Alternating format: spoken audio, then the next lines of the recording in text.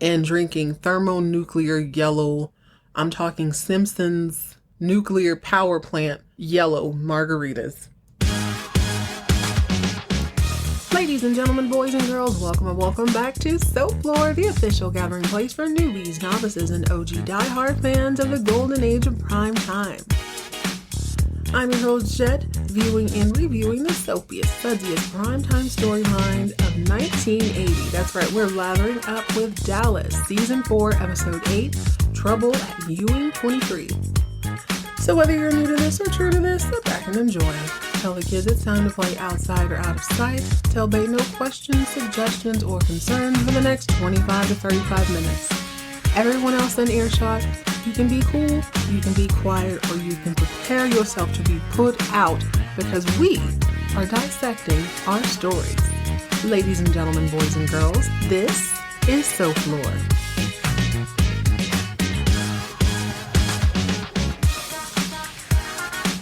Hello, gorgeous.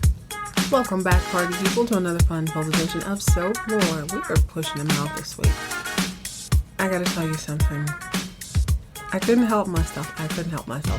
After I watched the last episode of Dynasty, I may or may not have let it roll on a little longer than it should. Next thing you know, I'm watching the next episode and I was clutching pearls and gasping the whole time.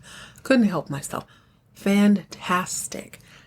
I'm not saying that Dynasty isn't one of my favorites. It definitely is, but all of these are. These are great shows, but it's definitely not the one I'm looking forward to the most when I think about all the shows in succession.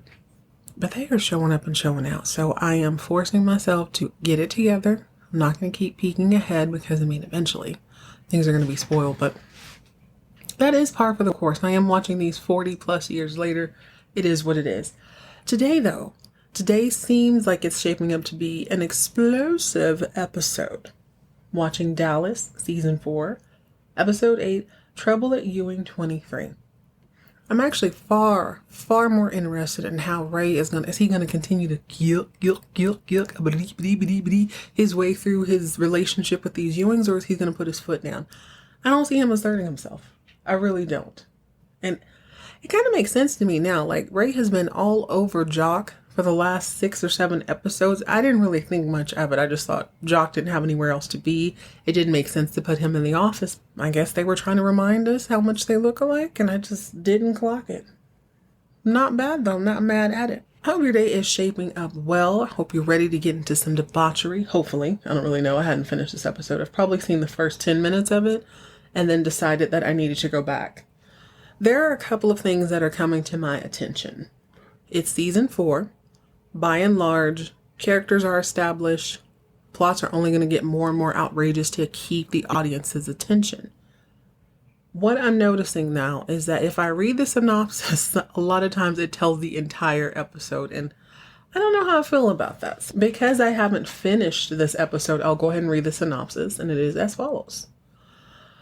An extortionist threatening to blow up Ewing 23 gives JR an opportunity to put a halt on his fading fortunes with the company and the family by outmaneuvering Bobby. Okay, that sounds very, very general. I don't feel like that gives away anything. An extortionist threatening to blow up Ewing 23.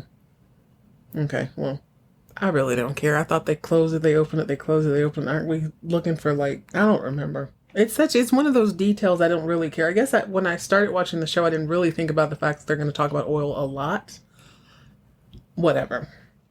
Okay, before we jump into that, we do have a little bit of fan mail. Full disclosure, I don't always know where it comes from. If you guys want to chat with me, go ahead and you can send an email to soaplorepodcast@gmail.com, or you can text me now. If you're listening to this on your iPad or your iPhone or Android, whatever you're listening on, you can look in the show notes and there is like a 5 or 6 digit number. Text me your thoughts. I'd love hearing from you guys.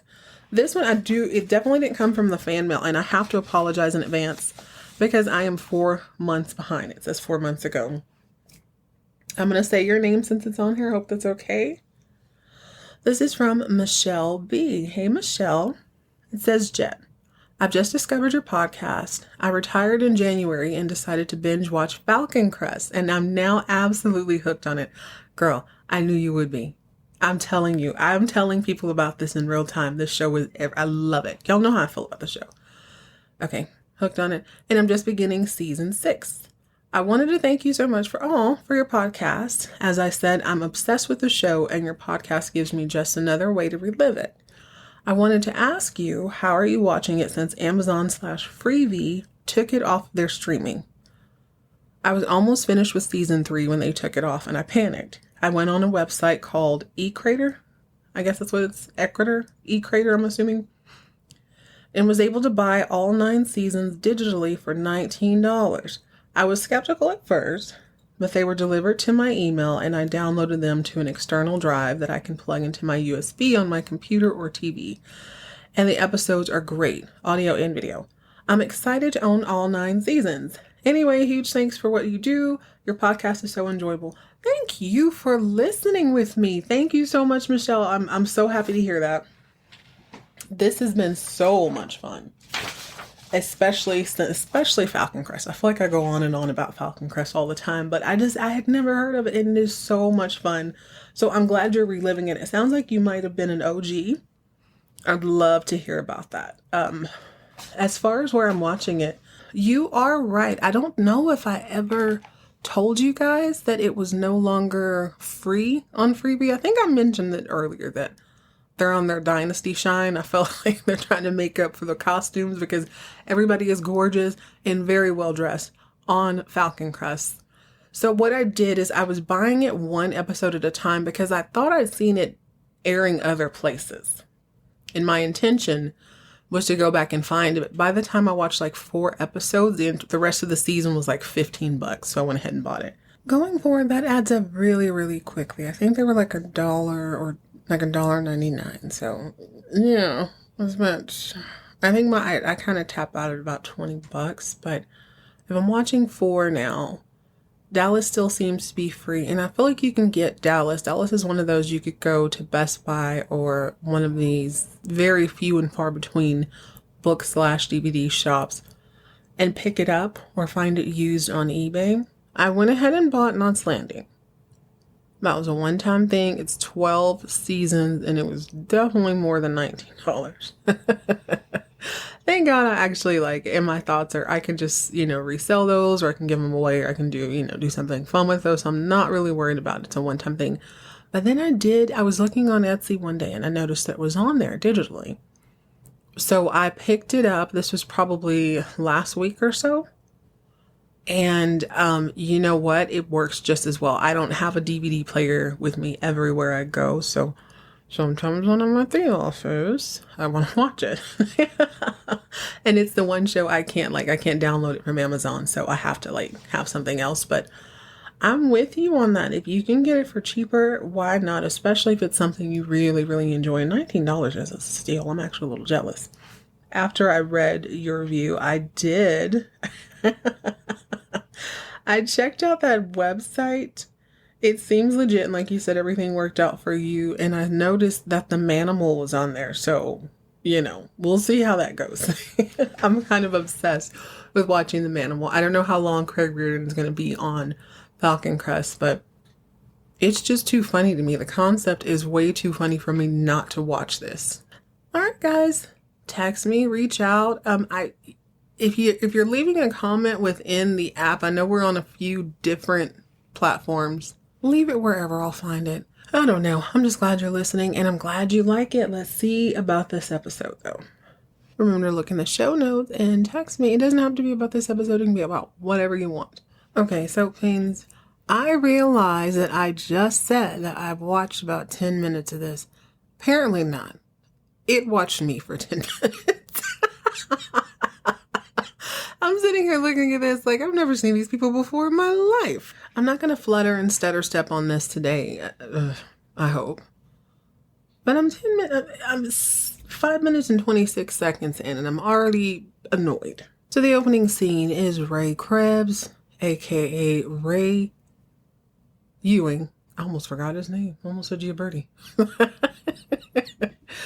Ray Krebs Ewing is crouched down. He's got a fistful of the earth. He is milling it about in his hands and he's just kind of looking out like a warlord on a country he just conquered. Only not no, that's not even true. He's not doing it. He looks like someone. He looks like Tom Hanks did when he got back on land on Castaway. He's like, wow, it's just majestic. You can tell he's getting hit all in the feels about it. He's enjoying it. Wow, look at this beautiful dirt. We get it. Ray loves freaking dirt. He's rubbing the earth in his hands like, wow. Wow. I don't know why that annoyed me. It was actually, I mean, when I say it out loud, it's quite beautiful, but visually, I'm just like, oh, get on the damn horse and go on. So he hops on his trusty steed and he goes about his day. He's still Ray Krebs. He didn't want to take the Ewing name, which is actually really smart unless you need it. You know what I'm saying? Keep it in the back pocket if you need to. But he's minding his own business. Sue Ellen is once again laying out by the pool. Now, she is getting a lot of sun this season. And I'm not a fan of her stool pigeon routine. I don't like her as JR's. She's not even his sounding board. She's just like this pick-me sidekick. So JR is walking back and forth drinking a glass of tea. And he's like, dang it, Sue Ellen, I'm in my prime. And she's like, I can attest to that. Yes, we get it. They're sleeping together. It's wonderful. We get it. Never mind the fact that her baby sister is baking his alleged baby in her belly. But we'll talk about that at another date. Sue Ellen has a thought that I had. As she's sitting there listening to him rant and rave about why he should be running the company, she said to JR, why don't you just start another company? And I said, Sue Ellen, you know what? I had the exact same thought. He's clearly, I mean, he can handle it. Let's be honest. He's not really worried about morals or feelings or honesty or, you know, it's all about the profit. He's proven time and time again that he can get that money even when the whole town hates him, even when he's pumped full of lead by his side chick. He's still running things remotely from bedside without a computer, without a typewriter, without a legal pad. He's doing it with nothing but his digits and a hefty case of paranoia. And doing it well, might I add. Well, Ray comes galloping by minding his own business, and Sue Ellen is like, speaking of Ewings. And JR just kind of looks over his shoulder. The consensus from him, at least, is that he's not bothered by this. He has to focus on Bobby. Bobby is a Ewing. Bobby wants the throne. He sees that Bobby's actually kind of good at it. That's a threat to him. Ray doesn't seem to be a threat. And I have to agree. Ray loves dirt. He loves blondes as long as they can't read. And he loves hanging out with the North Texas Lolita from time to time. Ray likes chasing horses. He likes smelling like cow doo-doo from sun up to sundown. He likes getting up at can't see in the morning. He likes drinking an ice cold gallon of beer every other night and waking. Like, that's his life. He's fine with that. He's a simple man with simple pleasures. I guarantee you he is not taking over any company anytime soon. You want to tell you? I'll tell you what. Do y'all remember when Brunette Gary, back when Gary was a Jenner? Do you remember how he had a huge conniption fit when the ladies were fussing over him and he had to read papers and he lost his freaking mind? You think Gary lost his mind. What do you think Ray's going to do? You put some, a book or a broad who can read more than 15 words in front of him. He's going to lose his mind. While I may have my doubts about Ray's business acumen, Ellie doesn't have any doubts about Ray in general. As a matter of fact, she likes him. She likes him quite a bit. I can totally see that. He's got that soft, sensitive side. He's never actually done anything to piss her off. I still hold on to the belief she's not a huge fan of JR, despite him being her son. Plus, she's down 1.5 sons at this point, and he's gonna do just fine. He likes the dirt. He likes the horses and stuff. She says as much when she and Jock are sitting on the front porch drinking iced tea, non-pillow talk. She's like, yeah, right. He's a good egg. He loves the land. She loves that he loves the land. And I struggle sometimes with her I feel like her role has expanded and then they'll kind of reduce her back to this just kind of one note. I want to keep my family together. She didn't talk like that. She wants to keep her family together. It's all about the land. No fighting, no fussing. And yeah, we get it. And I understand as a mom, she's a matriarch of the family. She wants to ensure that there is a legacy to continue on for their grandchildren and any children that come after that. And I can understand how important the ranching is to the family. It's just as important as the oil. I get that. So Ray is actually, he's a dream come true. Now, the more I think about it, Ray hits every note. He is a rancher. He doesn't seem to want much else. He's not a threat. He's been good to them all this time. He's only going to be better. So they have a quick little heart to heart. She's a little embarrassed that she didn't notice that he was Jock's son earlier. I find that very hard to believe. As a woman, I just don't see that not crossing her mind at some point. And I'm thinking to myself, in 1.5 decades, why didn't it cross Jock's mind? Surely there was a mannerism, or he has to sound like one of Jock's brothers or uncles. Something. Some relative surely showed up and thought, damn, that kid looks just like you. That's neither here nor there, because this episode is reminding us that Ray is alive and well and walking around the ranch. That he is a Ewing. We're reminded that JR and Bobby are still kind of going at it, but JR's only goal in this life is to make sure he maintains the throne. And the way that he and Sue Ellen go on and on about what's rightfully his, and this is his company to run, blah, blah, blah. I'm like, y'all are acting like he's inheriting the literal throne. Like he's going to be the king of England or something at some point. It ain't that deep. No one else really cares about it that much. Bobby cares, but he don't care like that. But that might be his Achilles heel after all. So in order to get the story moving along, Bobby's in his office one morning when a guy comes through and he's like, hey, you remember old man Grayson? Well, he just died. He lives out by Ewing 23. Maybe we can scour his land, see if it's any good. I can't imagine why there wouldn't be oil on his land if there's land on Ewing 23. And Bobby's like, yeah, okay, that's cool. There's nothing out there but grass right now. Worst case scenario, we can turn it into like herding ground or something. It's a win-win. I'll take a look at it. Let me run it by my pops and then we'll talk about it. So at the pre-dinner pep rally, he does just that. He's telling Jock about old man Grayson dying. Jock agrees with him. He's like, yeah, I mean, not for nothing. We can get something out of it. If we don't get oil, we'll definitely use it as grazing ground for cattle. Hey, why don't you take your new brother Ray out with? Nobody knows dirt like Ray knows dirt. He is the dirt whisperer. He'll tell you exactly how many head of cattle can run out there. It'll be perfect. Well, this, of course, makes JR feel some kind of way, so he starts talking his pre-dinner-ish per usual. Blah, blah, blah. Oh, you worried about Ewing 23? Are you gonna split it with Cliff? You know that's him and Pam's, right? Unbeknownst to JR, earlier that day, Pam had another meeting with her PI. Her PI has discovered that her mother was found alive. Let me make sure I get this right. Mom's was presumed to be dead. I'm still trying to figure out this timeline with Pam and her mom. Now, I thought this woman had given birth to her and died during that childbirth, which seems like that'd be pretty difficult to fake. On the episode with Digger Barnes in the flashback, it looks like she was going to run away with Pam's real daddy when he was shot dead by Digger. Now, I don't know if she had disappeared with or without Cliff at this point. It's very unclear. But at some point, she gives birth, and she must have dropped the babies off with Digger's auntie, or his sister, who would be their auntie, and then disappeared off the face of the earth. And they assumed she was dead, but I'm like, how is she dead when she dropped off the babies? It's all very blurry. I'm sure in time, this will all be revealed. But in the meantime, in between time, PI says, well, we thought your mama was dead this year. It turned out she was still alive at least 3 years later. She was a waitress. Then she hooked up with some traveling salesman, and his territory is in the southeast and southernmost part of Texas. Seems like she didn't travel very far, but I have to remember this would have been circa 1960 something. This is before there were actual pictures on IDs.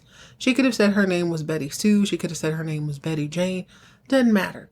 She wasn't found out because she was, and plus Digger's drunk. He wasn't looking for her. If everybody thinks you're dead, they're probably not looking for you.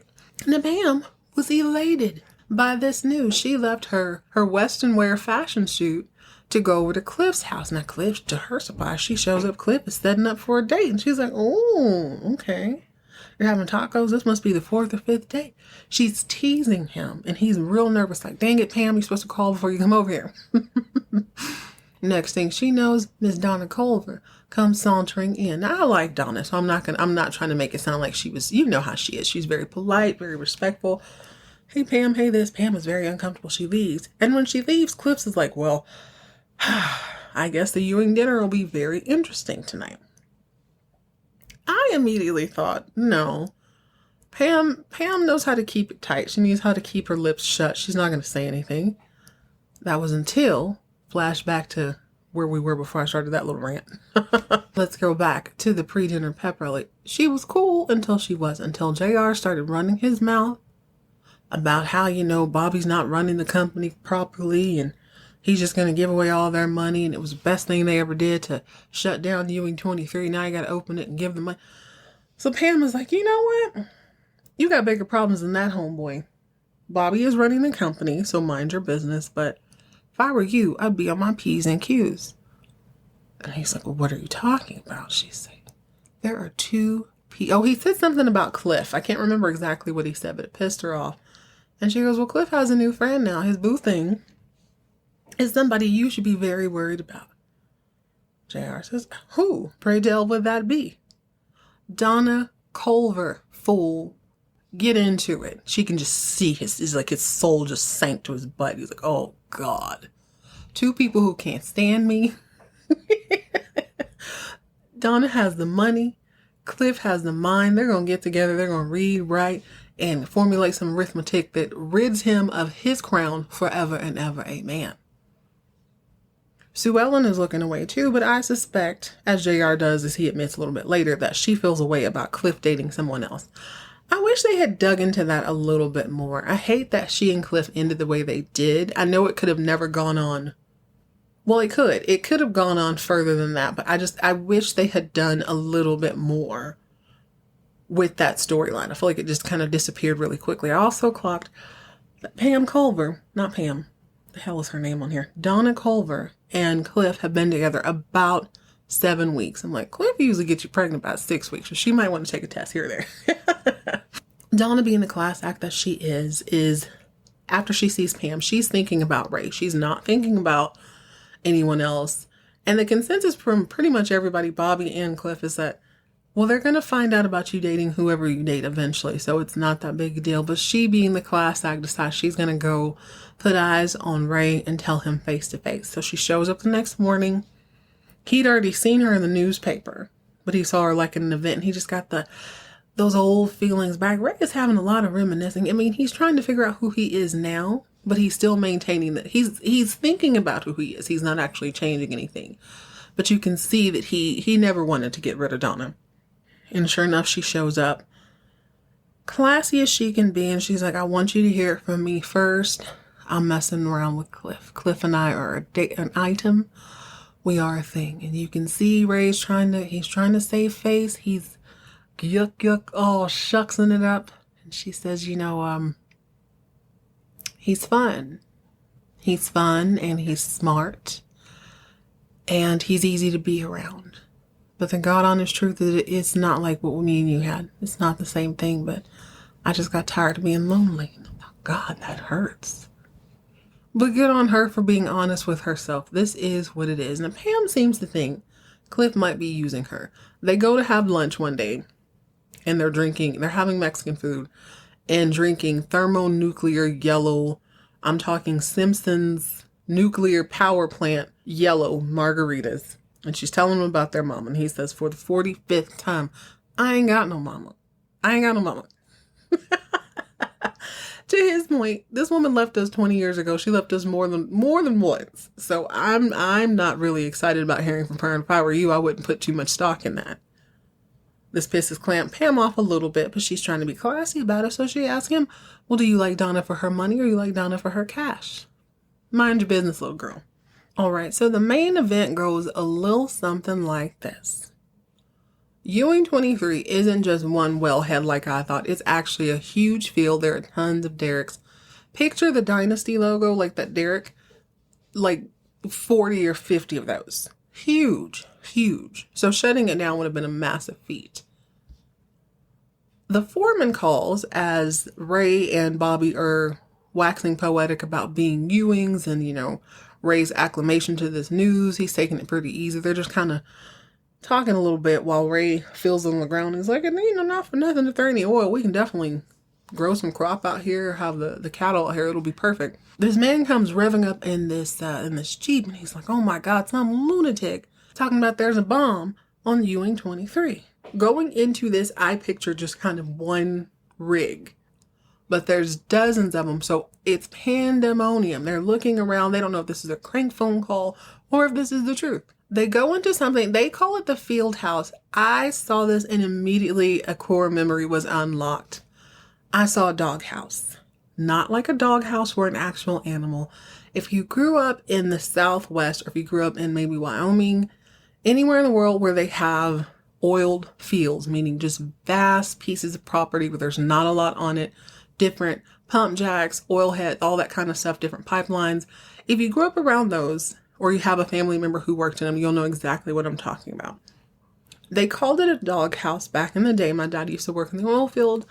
And what it is just this kind of nondescript, small little, I don't want to call it a shack because it's pretty put together, but I guess you'd call it like a little cabin now. You go in there and they would have topographical maps all over the place, all on the walls. There would be, if I remember correctly, there was not a computer, but they had like that old-fashioned kind of standard ledger book where you write down the different measurements and whoever, and it's usually about 2 to 3 people per day that would be keeping an eye on these different derricks or pump jacks or whatever, reading the pressure and all that jazz. If something had gone wrong, you can kind of see it in there. Now, the closer it is to land, this would have been late 80s, early 90s, and I'm remembering this. I think there was a phone, but obviously electricity, it was kind of harder to get electricity to those things. So sometimes they had it, sometimes they don't. Anyway, warmed my heart to see it. Bobby goes into the doghouse or the field house. He takes a phone call and it's the bomber. The bomber says, listen, I need a jet, fill with gas. I need $5 million and there better not be a cop anywhere around. I will blow this place to smithereens. Now, at this point, they still don't know if he's serious or not. So he's reading their mind, obviously. He says, just to show you how serious I am, click. He pushes a button, blows up a random tool shed. So like, okay, not for nothing, he has at least one bomb out here. Bobby's freaking out, but he's thinking, okay, I got to get $5 million by 4:30. It is noon 30 at this point. He calls JR, who is chilling at the office. He says, JR, I need you to call different banks. We're trying to raise the money. We need $5 million. JR's like, no, I don't really think we should fold for this guy. He's like, dude, do you know what kind of destruction this is going to cause if he blows up Ewing 23? I won't bore you with the details, but I will bore you with the buildup. JR's do dirt banker follows JR's do dirt orders to not call bankers in Dallas for the money. Bobby's do good banker follows Bobby's do gooder orders. He calls bankers in Fort Worth and is able to raise the money. The money is then to be dropped off at Ewing Oil. JR is supposed to hop on a plane, but he is dragging his feet. It's like 3:20. He's wasting his time. JR's do dirt secretary seems to be in on it. She's spying on Bobby, giving him all this information. Bobby's do gooder secretary is side-eyeing JR's secretary. She can't stand her. Eventually, the clock is ticking. It's getting closer and closer. The cops had to show up, unfortunately, because the shed blew up. But they're walking around. It's like 10 till. They're like, guess what? Ain't no sense in us all getting blued up. Let's get out of here. So they leave. But Bobby, the foreman, and Ray are kind of chilling. I forgot this part. Let me just slip this in. The foreman needs a raise. Let's just say this man has been brave. He's been smart. He was sitting around thinking like, okay, there's several people your brother pissed off, but there's only 2 pyrotechnic guys out here. One's name is Duke and the other's name is Gillis. Luckily, Duke only lived a stone's throw away from them in a trailer park. So they run on down to Duke's house, but Duke is passed out drunk from bourbon in the middle of the day. So all sources are pointing to Gillis being the bomber, and he is. So in a very dramatic, very long scene, you see Bobby and Ray just looking out over the field at Ewing 23. They're looking. They get in the Jeep, they get to the airport, and they're looking there. We see guys washing trucks. We see guys doing a lot. And I thought, oh my God, this is taking forever. I forced myself to rewind it. It was really only like a minute, but I'm like, dang, I have a micro millennial attention span. You couldn't have convinced me that wasn't a 45-minute wait. And I'm like, forget, like, just leave at this point. There's no point. I have to agree with the cops. There's no point in us all being blown to smithereens. Well, right about this time, we see an airplane. It comes out and it does a reverse. It does like a 16-point turn. We see a crop fly. I'm like, Jesus, where is Chase Gilberto when you need him? Y'all get to the getting. Eventually, it is like 14 seconds to 4 p.m. JR lands a plane, or someone lands JR's plane in a very dramatic flanking scene, which I really enjoyed. 2 Texas Rangers, I'm assuming, jump out first. JR stands behind them in his boss hog hat, and out comes running out of nowhere, sweating profusely, Gillis. He's still got on a full coverall outfit, and he's running in slow motion. Now you can tell the camera didn't slow down. He is literally running in slow motion.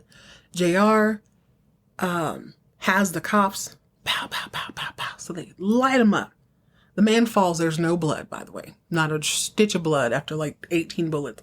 Slams into the ground, drops the little remote control with the detonator. But in his last will and testament, if he ain't going to do nothing else, he's going to keep his word before his last breath. He finger crawls over to the detonator and he flicks a little red thing down and kaboom, baby. You want to talk about cinematic mastery. You know how I go on and on about on Falcon Crest, this is like Indiana Chase and the Vineyard of Doom. That level of Steven Spielberg, Michael Bay explosions. Do you remember how you felt the first time you watched Jurassic Park and it was like, oh my God, this looks so real? Dallas had money, y'all. Dallas had 14 cents.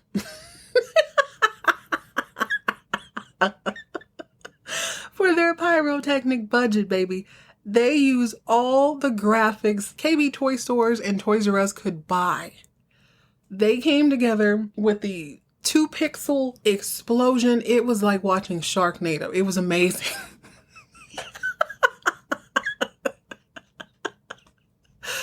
Oh, baby, it was a sight to see. If you don't do anything else today, I implore you to go to your Amazon Prime app, toggle down to the Freevee app, watch season 4, episode 8 of Dallas, if for no other reason than this glorious, glorious high definition explosion.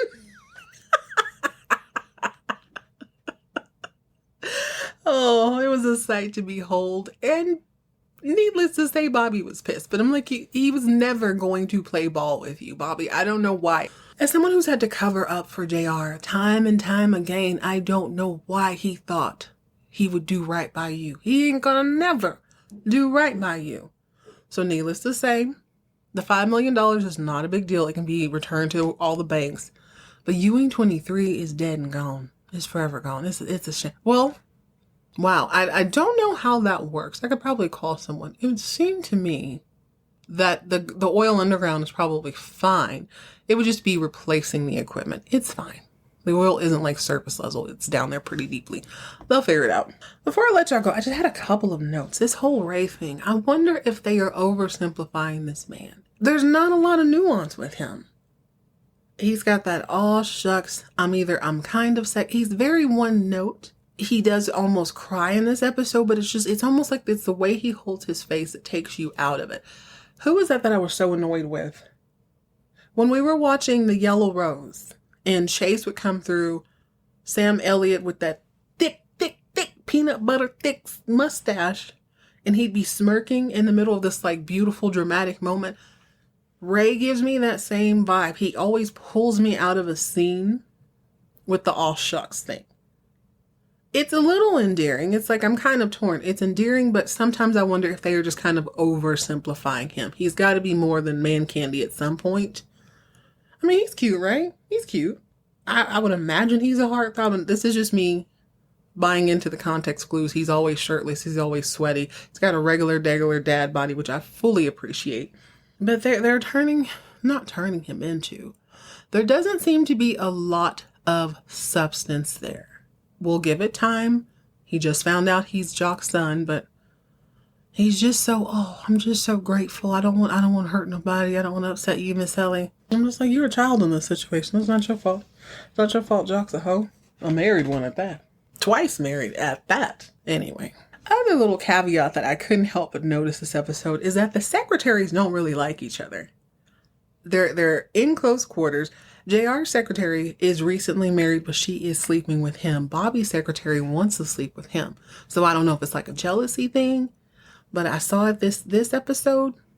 I'm hoping there's going to be a little bit of fireworks a little later on with that. They can't stand each other. They have to sit in close quarters. So last but not least, there seems to be this theme this season of us versus them, the couples edition. It's not Pam and Bobby.